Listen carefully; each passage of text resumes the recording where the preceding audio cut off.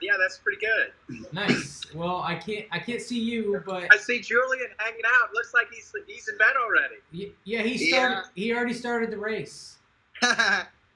He's already started the race. Yes, that's good. How are you feeling, Ted? I feel pretty good. Can you see me, or maybe you just have a giant E there? I've got a nice avatar of you. Oh, okay. That's okay. I mean, we got the voice, which is working just fine. All right. So I just wanted to take, not a lot of your guys' time, but I want you to get excited about the race and go over any last minute things. I also want to kind of just quick gloss over the course, and then we'll go into any questions specifically you have. Before I kind of kick things off, any questions you guys have outstanding for day one? I don't really have any.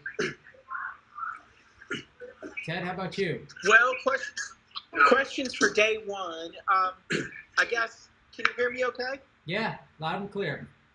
Yeah, okay.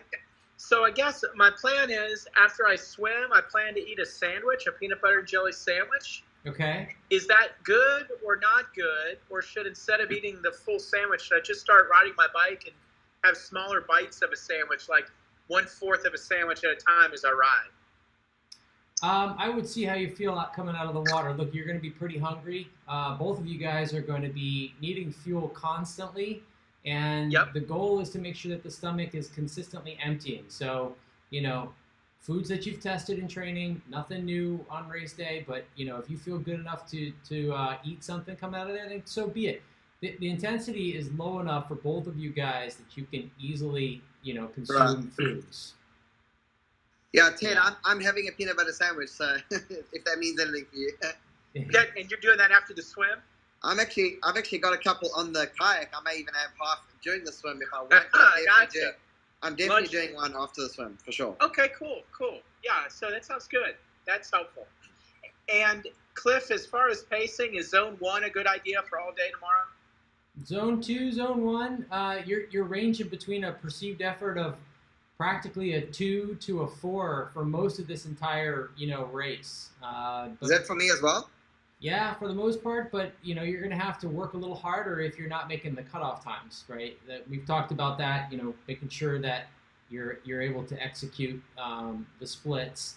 And I can pull up training peaks for both you guys where I've got, posted in there exactly what I want you to do for race day. I've already looked at mine. So. You have? Okay. Yeah. Ted, have you looked at yours all right? I'm going to look at it again, but I was thinking, like, perceived physical exertion, I've got a scale of 1 to 10, and so 2 would be kind of low on that. And so if I'm thinking of the 5 heart rate zones, should I stay in zones 1? Is it okay to be in heart rate zone 2? 2. 2's okay. Look, lower is always going to be better, but we want you to make sure that you're parceling out your effort. So zone 2 is going to be fine. Yeah. You're going to be pretty safe there for most of the entire day. That's what you've been able to support in training. So, okay. Yeah. All right, I got you. So I should not be fearful of zone 2. So if I'm in zone 1 and zone 2, those are good spots. Those are good spots. If you start seeing zone 5 and you start seing stars, no Hey, good. Cliff, tell Ted that I've never seen zone 2. One day I'll see zone 2.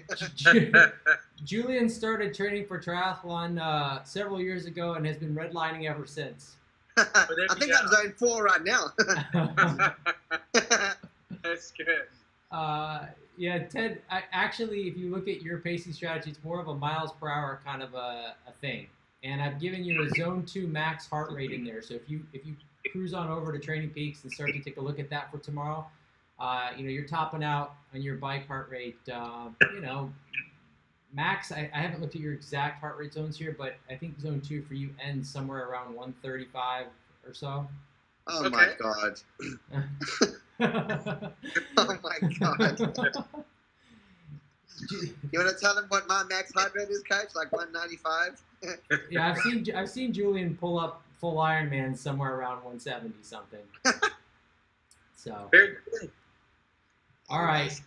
So you guys are, for the swim, okay, long day. Don't go charging out and doing anything silly. unwind this thing super slowly, as if you're pacing, a big, long race, which you are. And, I don't want to see any hero points for trying to, keep up with anybody else but yourself. So hold really great form on this long swim. If you need to stop, keep your stop time as minimal as you can. Always think about forward progress through this, guys. Never think about having dead idle time. That's going to kill us. Okay. So make it all the way around the course. Try and keep your effort up just to stay warm enough too. Like, you also realize that when you stop, your core temperature tends to go down. So let's be careful, be mindful of that. Rely on your crew for everything that's happening out there. They've got their eyes, ears open for you, and they've also got a little bit of their, they're kind of like an extension of your brain when you can't think straight. So let's rely on them. So transition, do what you got to do, but let's keep it short and sweet to what you need to do. Julian, you've got a little bit of special orders for stretching out that back. Let's take care of that as best we can. And talking about bike day one. Bike day one. I like this. I like this setup. I like this course. The whole goal for the first day should be really to just get through it without any drama. Get low, get aero. It's definitely going to be warm. You guys have, three full days of up into the 80 degrees and humidity to deal with, so you know what that's all about. But stick to your nutrition. You don't have to be working all the time. So if you want to coast because you're up to speed, when you hit 17 miles an hour, Julian, 16 miles an hour, you can start to kind of pull back a little bit, and then when you get down to 13, start to go up again. Ted, you're going to be about a mile an hour faster than all that, so 15 is kind of like your low, and 16 is your middle, and 17 is going to be the high too. Okay. 15, 16, 17, got it. Yep, nice and simple. I think that, you shouldn't feel tested anywhere on this first day at all. Okay. And the opportunity to just kind of get the feet wet is the first day, and you guys are both super fit enough to be able to just plow right through both the swim and the bike without too much issue. Day two is going to be still a calm before the big storm. We want really to get through the day. You've got 12 hours, which is a lot of time to do that long of a bike, 171 miles. And both of you have done long training to make this day possible. I'm not worried about day one or day two at all. But day two is definitely going to set you up for day three. And the key is to, do the same strategy. You'll see that there are some slight modifications in Training Peaks. Don't worry about if you have to go a little harder when you get to some of these bigger hills here around Claremont, and Sugarloaf. You're just going to have to see some higher heart rate there, and you're going to have to do some work. That's just the way it goes. But every uphill, you've got an opportunity to be rewarded with a downhill. Try to carry your momentum up and over the hill. Watch out for cars out there. This is the type of day that, you get a little bit lulled to sleep. You're not paying attention. Assume everybody's out there and they're all trying to get you. Like they're literally all trying to hit you. And if you assume that, everybody will be just fine. Questions on any of that so far? No. Well, yeah. Go ahead, Julian. No, I'm good. Go ahead. Yeah, so on the hill, like Sugarloaf, I think it's got like a meaningful grade, maybe an 11%, something like that. Mm-hmm. And I haven't seen it yet, but it's not, I've heard it's not that tall, but it's got a meaningful grade. Yeah. So as I'm pedaling up that, I've got a 28 on the bike, so that's really going to help on the rear cog, rear cassette. So should I think about trying to stay in zone 2, or it's like, okay, that's not going to happen, and zone 3 is okay? Or how should I think about, generally in Ironman, I try not to spike my heart. How should I think about that particular hill? You got no choice on that one. Yeah, you really don't have a choice. It's going to come to you, that hill. Just try and not go up any harder than you normally would. Let the hill kind of come to you. Just climb it. Just getting up and over is all that you'll have to worry about. And, you've got plenty of descent after that to kind of just recoup. If you were to kind of push it and then hold that heart rate, that would be, something I wouldn't like. But, don't worry about zones or anything at that point. Just use a lot of this course, both of you guys, to be smart and use the miles per hour. We know somewhere you're going to be in those splits. So if you go faster than what I've targeted, then you're going to be working too hard. And then we know your heart rate will be higher and the pacing won't be very good. But every time you have an opportunity to just coast and pedal coast, and as soon as you watch the miles per hour dip, then you start to work a little bit more. But that all day, think of it like you're time trialing not 175 miles, but really more like 250 miles. And you really are going long. Think about it like it's an all day and even all night kind of a ride. How would you pace it in that way? Because really we're trying to set you up for the following day. Okay. Cool. Stay aero. The more that you guys stay aero, the more you guys are going to save your energy. Big time. All this course has tons of area that the wind could be coming at you and you want to be ducking down, getting out, and hiding out of it. Yeah, there was a lot of wind today. I rode for a few minutes. I was like, oh my gosh. Yeah. What were the wind gusts up to? Anything decent? Probably like 16. Okay. Yeah. That's pretty decent. So, when the wind's at your back, you don't have to do any work. Let it take you. And when the wind's in your face, you do have to watch the maximum. So if you're pedaling and it's 13 miles an hour, and I'm telling you it should be a perceived effort of a 5, right? And you're going only 8 miles an hour, you may have to be doing a little bit more work. But do not go above your threshold. Do not push harder than a perceived effort of really a 6 at any time. And most of the time it's like a 2, 3, 4 as needed, 5 when you're kind of like only sporadically as you need it, maybe to get up like Sugarloaf. But conservative. Do we do Sugarloaf on day 2, not on day 1, right? Day 2. Okay. Yeah. Oh, hey, what mile is Sugarloaf on day 2? I just can't remember. I'm looking at these 2 spikes, and I don't know if because they've redrawn the course. Yeah. It's changed. It's not what it was last year. Yeah. Because it comes earlier this year. Yeah, it's more in the beginning. If it comes earlier, then it should be this first spike here that I'm looking at on the chart here. Notice that it's still only 350 feet of elevation gain, so it comes in the first third of the ride. All right. Okay. Well, that's not bad. 50 feet of elevation gain. No, 350. No, 350. 350. Oh boy, Terry, you're making me nervous. Making me nervous, man. Making me nervous. You guys are both gonna be fine. You guys are gonna be awesome. Don't worry about it. You guys are both good. Okay. All right, let's pull up the Big Daddy. Day 3. This is where the true magic is going to be happening here. 52-mile run. Sounds like a lot, right? Yeah. All right. So for both of you guys, there's been a plan set. Make sure that you know what it is. I'm going to be there for both of you to see this through. The key is the beginning has all the teeth and all the fangs. If you've paced yourself for day 1, day 2, and you really haven't gone overboard, by the time you get to the run, you should be just fine to at least entertain the first 3 quarters of this run. The last quarter of this run, I will tell you, is both of you guys on another planet trying to figure out how to make it happen. So the first bit, both of you guys can run it.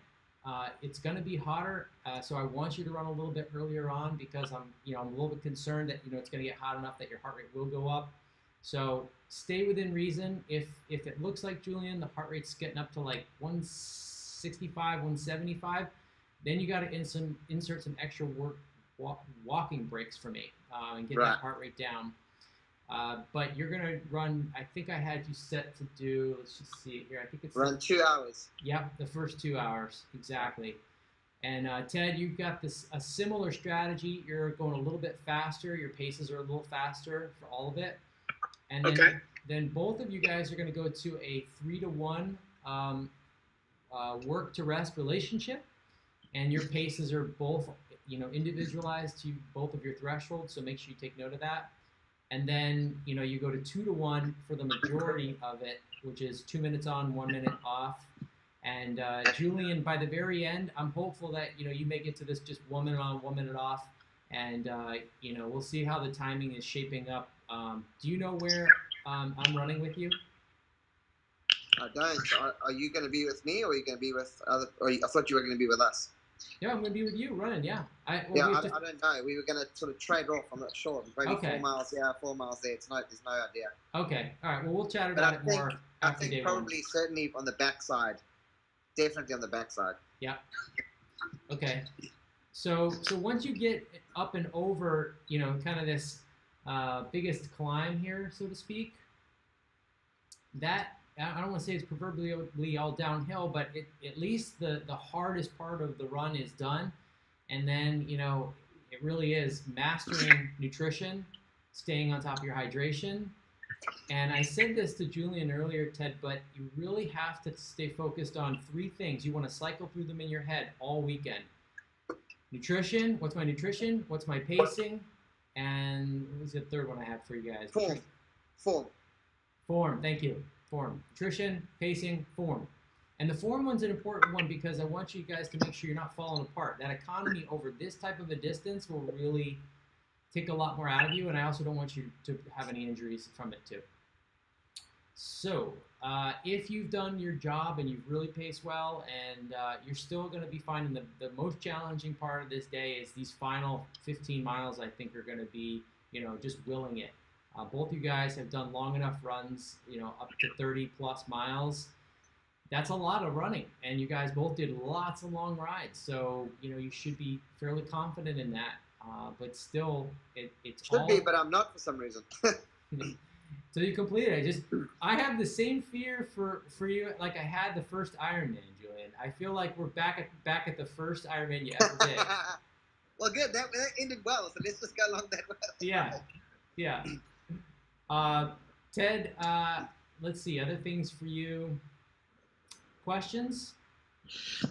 No, I don't have any big questions. So, I've got the plan for the run. I think you're right. You get in beyond 31.5 miles, and then I'm the longest I've ever run. So that'll be different. But how should I think about eating my sandwich? So coming back to the sandwich. So, we talked about the Subway sandwich, ham and cheese, and the guys know to get that for me. I would think I would split that up into 4 pieces and eat maybe 1 piece every 5 miles, starting at mile 35. Is that a smart strategy? So you're going to be carrying a sub sandwich, or they're carrying it for you? What's that, Cliff? Are you going to be carrying the sub, or are they carrying the sub? The sub will be in the car, so I won't be carrying the sub. Okay, It'll be in the car, and I can say, hey guys, I'm ready for the sandwich. The reason I ask is that you need to have something on you at all times to keep your energy level up throughout. So the sandwich. Don't try to run empty-handed. Yeah. I need you to carry something on your person at all times, whether your crew can hand it to you or whatever is fine, and especially for foods that you want to take that are kind of special.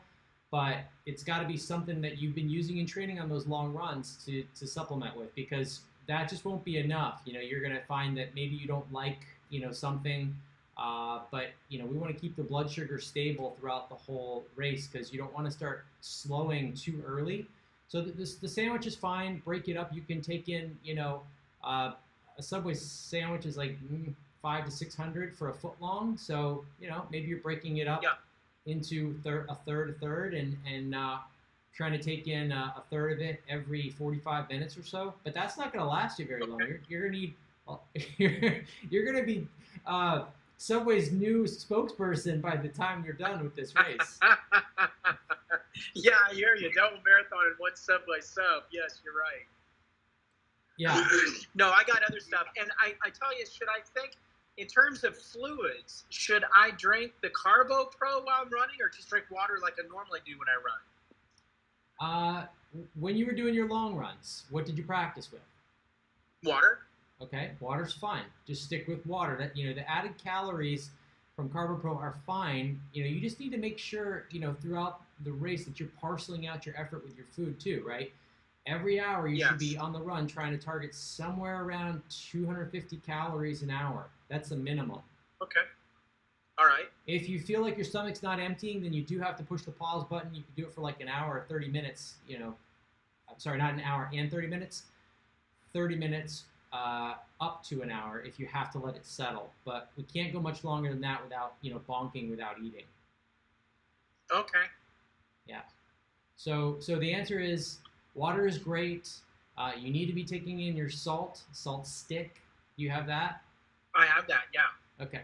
Yeah. So and make how frequently, now that we know the temperature and it's going to hit a high of 83, 85, how much salt sticks should I be consuming and how frequent? 2 to 3 per hour is totally fine for that high. Wow, 2 to 3 tablets per hour. Okay. Yeah.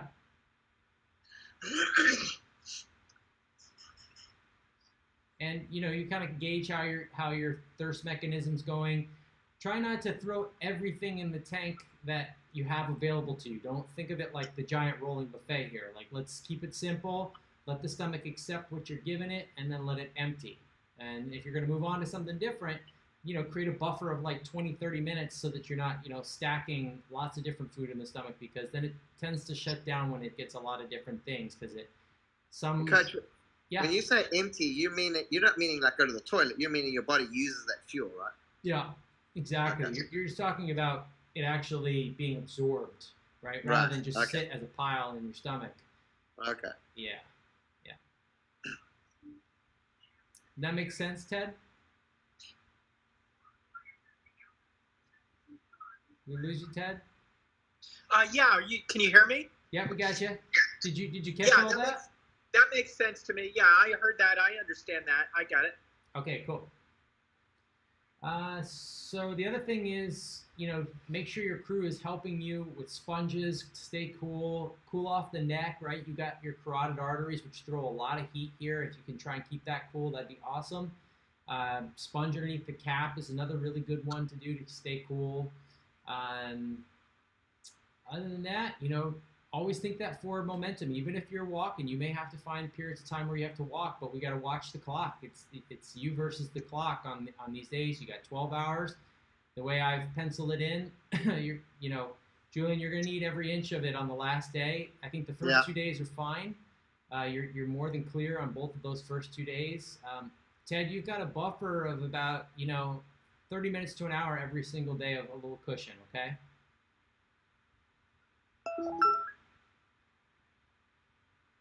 What was 30 minutes to an hour, Cliff? Your times. If you look at in Training Peaks, the projected times that I gave you, and the pacing strategy should give you a buffer of 30 minutes to an hour every day to finish within the cutoffs. Got it. That makes perfect sense. Yes. Yeah. I get it. And think of it like this. I don't want either of you guys to come through the first day sub 11. Right. Oh, okay. If you come through sub 11 on day 3, I will write you a big fat check. If what? I missed that. If you come through on day 3, he pays you if you go sub 11. You go sub 11, I'm writing the big fat check. No, that's good. I don't want to take the money. So it's all about pacing, helpful. fellas. That's helpful. It's all about pacing. pacing. Can I be done? Exactly. Yeah, we're almost there. But I'm excited to see both you guys Sunday, and yeah, can't wait. It's gonna be good times, and then we get to celebrate. Absolutely. Any other questions, you guys? I'm excited. You guys you're nervous. You should be a little bit. Yeah, I'm nervous. A healthy, good nervous. Yep, good nervous. Yeah. All right. Well, here's your virtual high five. Thank you. And good luck tomorrow. I've got my spotters out there. I've got in touch with your crew, Julian. I don't have your crew, Ted. Can you do me a favor and whoever your point crew person is, just have them maybe reach out to me tomorrow throughout the day? Yeah, I will. That's so I'll put you in touch with him, the crew captain. Yeah, that would be great, just so I can get some updates as to how you're doing. Yeah, perfect. Okay. Okay, thanks, Coach. All thanks, right, Ted. fellas. Sleep well. Good luck. All right, absolutely, guys. I'm with you. Good luck. Thank you. Yeah, thanks, Cliff. Thanks, Julian. Good luck to you, buddy. Bye, I'll be out there. If you need anything, let me know. All right. Bye, guys. Goodbye.